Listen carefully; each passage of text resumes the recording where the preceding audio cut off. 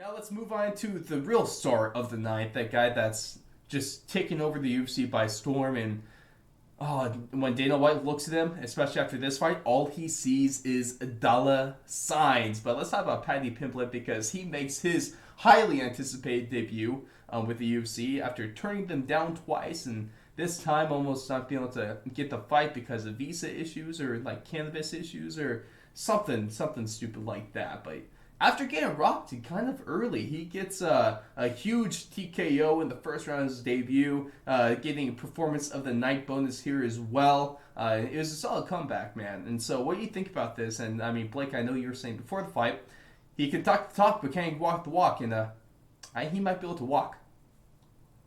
Yeah, I mean, didn't disappoint in his debut. He got the finish in emphatic fashion. It was a little rocky A to little nervous start. at the beginning of that fight. Yeah, I mean, it really looked like he was possibly going to get blasted. But he kept his composure and he went for the kill. I mean, as soon as he saw that he had Luigi hurt, he just freaking unleashed.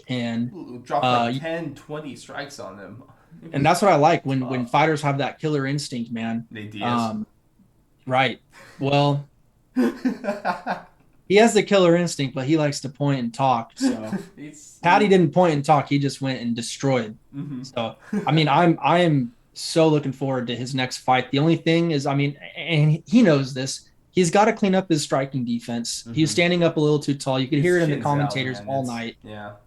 Someone's gonna find that chin. So Well, hopefully Luigi someone gets in did his find ear. it. Just not. He just didn't finish it. If Yeah. you really want to talk So about that, he's gonna have some work to do, but his next fight, I'm already freaking just counting down the days, man. And I don't right, even know when it's gonna be. right. It was a good one. Do you think?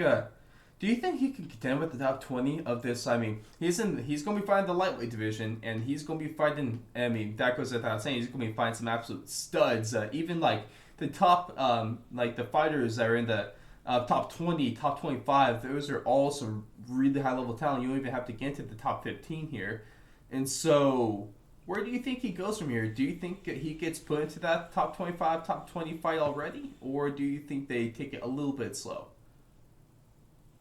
Uh, yeah, I mean, I think he's definitely gonna take it a little slower than like, just getting a top 12, top 15 guy right away. Mm-hmm. But I definitely don't think he wants to play around too much down here. I think he thinks of himself as ready to be Mm. challenging those top guys up there. But I mean, just off of the eye test, I'd like to see him get maybe one or two, possibly even three more fights before he goes anywhere close to that top five. Mm-hmm. Yeah, that's fair. There are Continue to some. get your feet wet, build up the highlight reel, and then once the hype is freaking huge, Mm-hmm. boom, go in there, And there take are what's yours. there are some names that you might be able to take a look at that don't have fights booked right now. Jeremy Stephens actually might be one of them. That's a name and that's a scalp that you can give to Paddy quite possibly. Jeremy Stephens kind of around like the mid 30s of that lightweight division right now. Opman Azaitar could be something right there as well. If you want to take a look, Kama Worthy might be a better name for him. I mean, maybe not name value, but in terms of like, I guess matchup, it could be there. But I mean, I definitely wouldn't feed him to guys like if you take a look at top 25, you start to get names like Rafael Fiziev and let's go Vince Pichel and those kind of guys. I'd probably stay away from that for the time being. You think? I think those are like the next step up right Yeah, now. I'd like to see him get one more fight from maybe the 20 to 30 range in rankings. Mm-hmm. And then, yeah, I mean, I'm looking at Thiago Moises right there at number 15. Mm. That wouldn't be a bad fight. But once you get into those rankings, man, you're there to stay or you drop out. Mm-hmm. So I think he shouldn't rush it. But I mean, he's got everything besides the experience, let's say, in That's uh in the in the mm. UFC to be a star.